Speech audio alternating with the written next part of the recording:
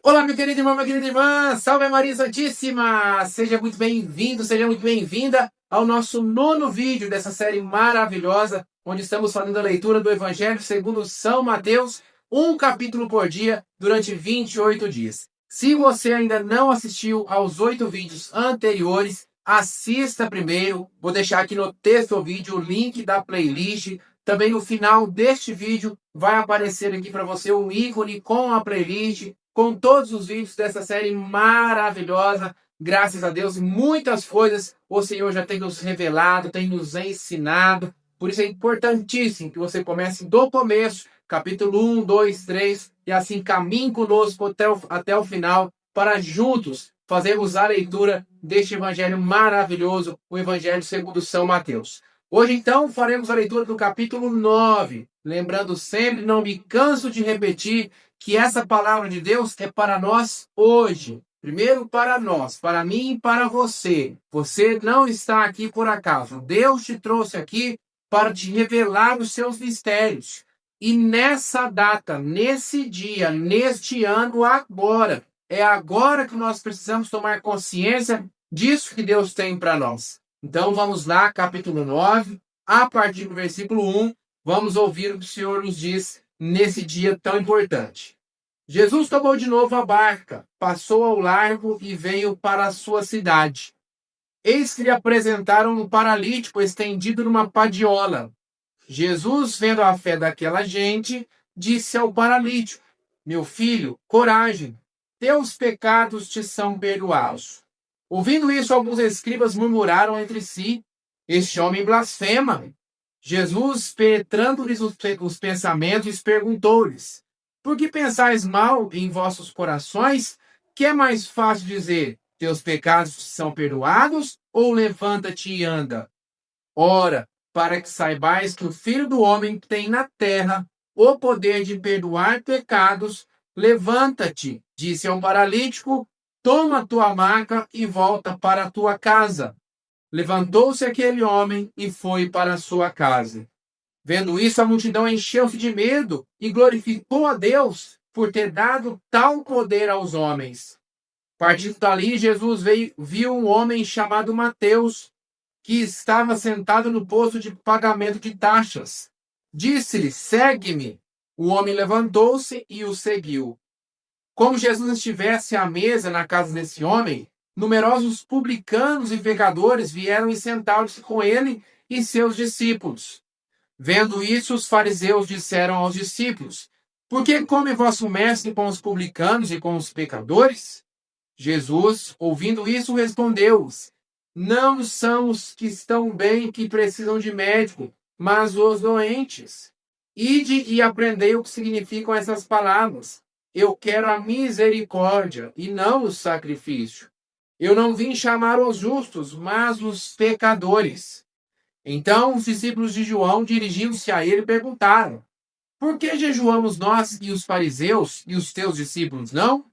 Jesus respondeu: Podem os amigos do esposo estar tristes enquanto o esposo está com eles? Dias virão em que lhes será tirado o esposo, então eles jejuarão. Ninguém põe um remendo de pano novo em uma veste velha, porque arrancaria uma parte da veste e o rasgão ficaria pior. Não se coloca tampouco vinho novo em odres velhos. Do contrário, os odres se rompem, o vinho se derrama e os odres se perdem. Coloca-se, porém, um vinho novo em odres novos, e assim tanto um como o outro se conservam. Falava ele ainda quando se apresentou um chefe da sinagoga. Prostrou-se diante dele e lhe disse: Senhor, minha filha acaba de morrer, mas vem, impõe-lhe as mãos e ela viverá. Jesus levantou-se e foi seguindo com seus discípulos. Ora, uma mulher atormentada por um fluxo de sangue havia 12 anos, aproximou-se dele por trás e tocou-lhe a orla do manto. Dizia consigo: Se eu somente tocar na sua vestimenta, serei curada.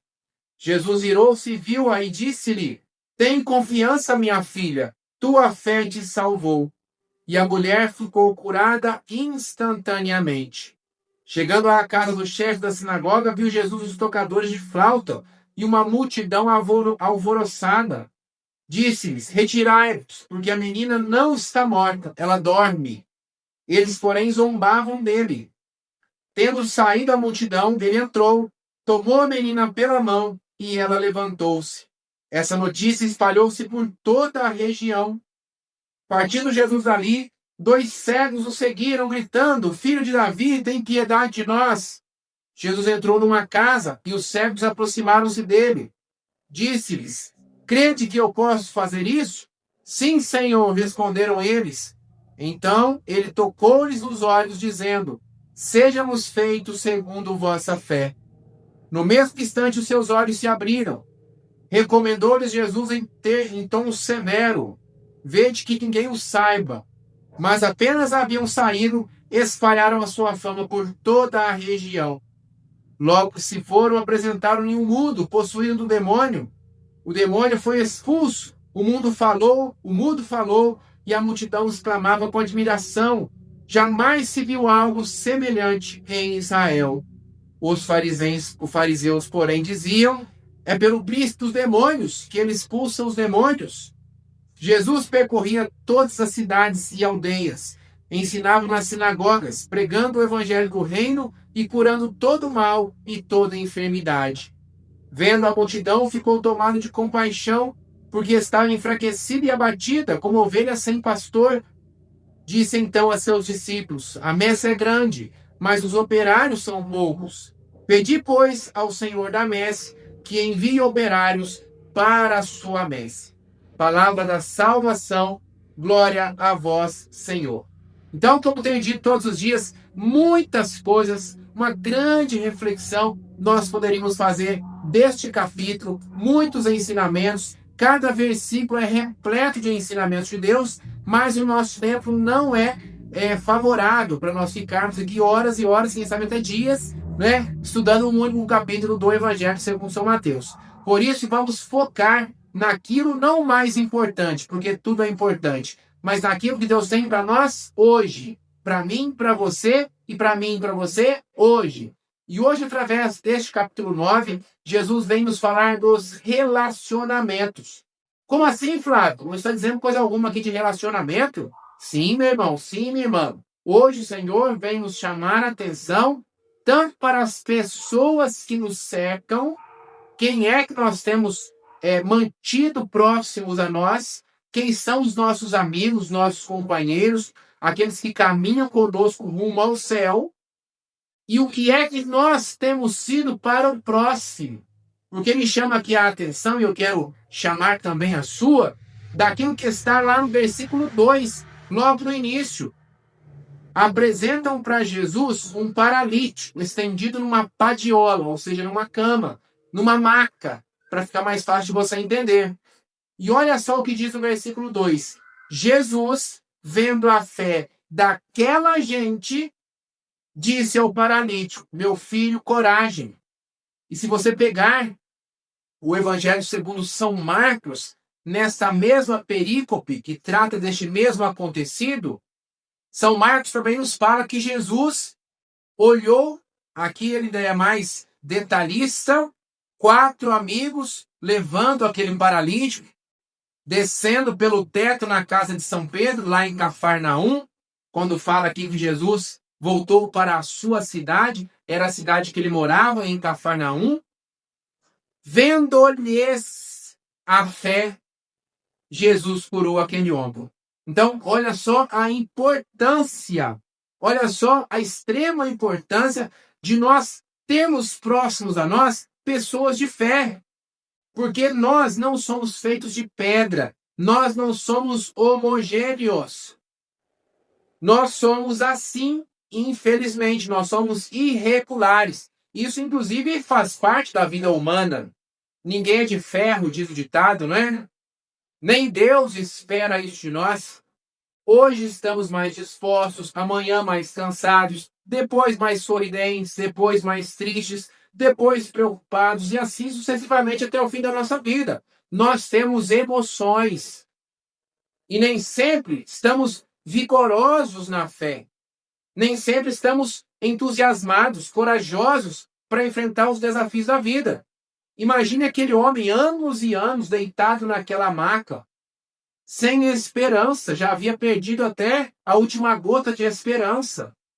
Um homem sofrido, fisicamente sofrido, socialmente sofrido, porque naquela época uma pessoa enferma, uma pessoa com alguma espécie de enfermidade nesse sentido, me fugiu a palavra aqui agora, vamos dizer de deficiência. Uma pessoa com uma espécie de deficiência era tratada como um pecador, como alguém esquecido por Deus. Em muitos casos, tinha que viver à margem da sociedade, era obrigado a pedir esmolas, não podia participar do convívio social. Então, era um flagelo físico, um flagelo social, vivia muitas vezes afastados até mesmo dos familiares. Isso durante anos, anos, anos. Era um homem fraco, emocionalmente, espiritualmente, fisicamente fraco. Por isso que Jesus não cobrou fé dele. Não cobrou que ele, naquele momento, manifestasse a sua fé, porque nem tinha condições para isso. Mas vendo-lhes a fé, vendo a fé daquelas pessoas que o rodeavam, que levaram aquele homem, porque se ele era paralítico, ele obviamente não foi andando, não é? Não conseguia. Então, alguém teve que fazer este esforço, carregar um paralítico numa maca, ainda mais há 2.000 anos atrás, ruas irregulares, uma maca irregular, é difícil, é penoso. Mas eles fizeram este esforço porque eles criam. Eu sei, este Jesus de Nazaré, ele é capaz de fazer o que o meu amigo precisa. Então, meu irmão, minha irmã, a primeira chamada de atenção que Deus faz para nós hoje. Se Jesus, para operar um milagre na sua vida, for contar com a fé, não sua, mas das pessoas à sua volta, o milagre na sua vida vai acontecer, sim ou não? Será que você anda com pessoas de fé, com pessoas que buscam a Deus? Este é o seu ciclo de amizade, de pessoas que querem ir para o céu, de pessoas que querem ser santos, de pessoas que querem fazer a vontade de Deus, de pessoas que rezam, que têm uma vida de oração. Esses são os seus amigos? Ou são amigos baladeiros, cachaceiros, materialistas, farristas, que não querem saber de nada, que só querem descer ladeira abaixo? Então, cuidado, cuidado. A própria palavra nos fala, em 1 Coríntios 15:33, não vos deixeis enganar, más companhias corrompem bons costumes. Quem anda com manco aprende a mancar, dizia o meu pai quando eu era criança. Ouvia sempre ele dizendo dessa forma. Então, maus costumes acabam nos influenciando. A mesma coisa em relação aos bons costumes. Então, hoje, para mim, para você, a chamada de atenção neste início de ano que Deus faz insistentemente para nós. Cuidado com as suas amizades. Cuidado. São amizades santas, são pessoas santas que estão ao seu redor. Maravilha, louvado seja Deus, continue. São pessoas que não querem nada com a vida. Deixa a vida me levar, a vida leva eu. Fuja dessas pessoas. Reze por elas. Dê o seu testemunho. Pregue a palavra, mas não tenha próximo a você. Certa vez eu ouvi o Frei Gilson dizendo isso. E eu tenho para mim a mesma forma de pensar. Assino embaixo o que ele diz. Que convivo com todos, ser educado com todos, amar a todos, rezar por todos, mas ser amigo, eu só sou amigo de quem quer ir para o céu. Eu não posso ter amigos que não querem ir para o céu, porque senão eu vou acabar indo para o inferno com eles. Cuidado, meu irmão. Primeira chamada de atenção que Deus faz para nós. E a segunda chamada de atenção, também importantíssima, é uma chamada de atenção e, ao mesmo tempo, um dever de casa. Hoje, Jesus nos dá um dever de casa. Nós que já chegamos aqui no 9º vídeo, graças a Deus, já temos uma certa caminhada, já aprendemos diversas coisas, o Espírito Santo já tem falado no nosso coração, já tem transformado o nosso coração, e agora vem um dever de casa que o Senhor nos dá neste dia, para nós, para mim, para você, que é sermos esses amigos para as outras pessoas. Esses bons amigos. Primeiro aqui, avaliar quem são os nossos amigos. Segundo, ser este amigo para as outras pessoas. Jesus nos fala, a palavra-chave é levar esperança. Levar esperança. Olha só, a partir do versículo 10. Jesus, ele chama São Mateus. São Mateus era cobrador de impostos, que era algo terrível naquela época. Convivia com os pecadores. E aí, como ele foi comer na casa de São Mateus, muitos publicanos e pecadores vieram e sentaram-se com ele e seus discípulos. Versículo 10. E aí logo os fariseus, onde já se viu, por que come vosso mestre com os publicanos, com os pecadores? E tem muitas pessoas hoje, inclusive dentro da Igreja Católica, que agem como esses fariseus. Não, esse aí, ó, casal de segunda união, credo. Homossexual, credo. Não reza, alcoólatra, drogado, bandido, etc, etc, etc. E, para além daquilo que fala, do comportamento que tem, da distância que exige. Às vezes a pessoa está ali, sabe, precisando de um acolhimento, precisando de um ombro amigo, precisando de uma alavanca. Você sabe o que é alavanca? Também, eu, graças a Deus, já contei isso aqui em vídeos anteriores, tive a alegria de certa forma, crescer na roça, fiz muito trabalho de roça.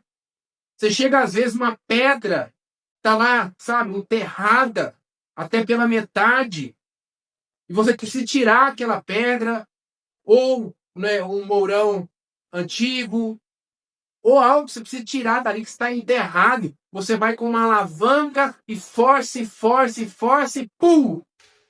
E tira aquilo. E solta e liberta aquilo que estava preso. Nós precisamos ser esta alavanca na vida das pessoas. É isso que Jesus nos pede nesse dia, de levar essa esperança, de sermos multiplicadores dessa esperança, ou, nas palavras do Papa Francisco, acabarmos com a pastoral entre aspas, pastoral da burocracia. Vou explicar para você, você vai entender o que eu estou dizendo. Papa Francisco, na minha opinião, infelizmente, teve vários erros ao longo do seu pontificado, muitas coisas eu não concordava com o Papa Francisco, mas não entra aqui no mérito. Mas também teve muitas coisas que eu concordei, que eu admirava, que eu gostei. E aqui, quando estou dizendo concordo, não falo em relação à doutrina, porque doutrina católica a gente não concorda, a gente crê e submete e aceita, não é? Estou dizendo o modo de agir na vida pessoal.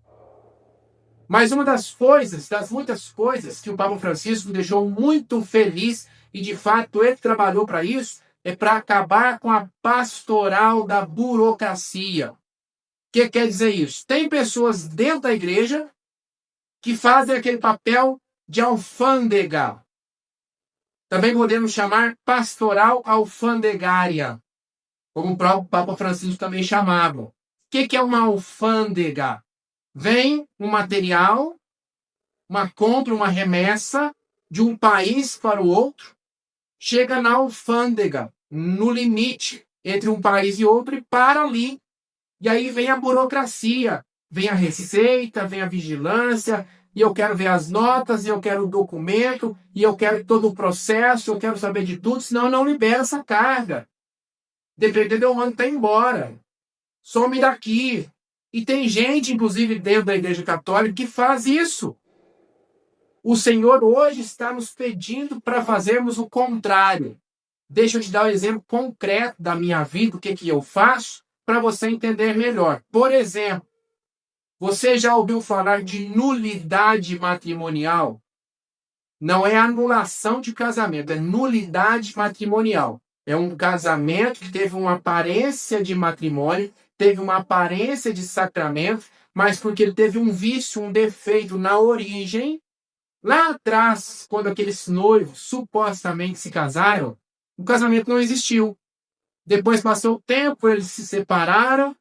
Às vezes tem até relacionamentos hoje, outros relacionamentos, vivem do pecado mortal. Sendo que se eles entrarem com um processo na igreja, um processo que, graças ao Papa Francisco, se tornou muito mais simples, muito mais fácil, muito mais barato, eles conseguem essa declaração de que eles nunca foram casados. Não é anular, desfazer um casamento. É declarar que aquele casamento, apesar de ter tido uma aparência de sacramento, o matrimônio nunca existiu. E aí eles são livres, porque são solteiros. São livres para se casarem, saírem do pecado. Quantas pessoas, graças a Deus, e aí, infelizmente, não é? Porque é uma realidade. Hoje em dia, muitos casais se encontram nessa triste situação, se casaram, se separaram e hoje tem outro relacionamento. Quantas pessoas eu conheço e, graças a Deus, já tive essa alegria de ficar em cima, pô, pilha. Vai, cara, vai dar certo. Olha a esperança, o otimismo, vamos, sabe, estimular as pessoas. Vamos, eu te ajudo, eu vou rezar para você. E, inclusive, vamos juntos ali. Vamos entrar com o processo. Se eu não sei o que é que faz, vamos até a igreja, vamos no padre. Esse padre aqui não deu certo, vamos curar o outro. Vamos para a cúria diocesana, vamos buscar o bispo.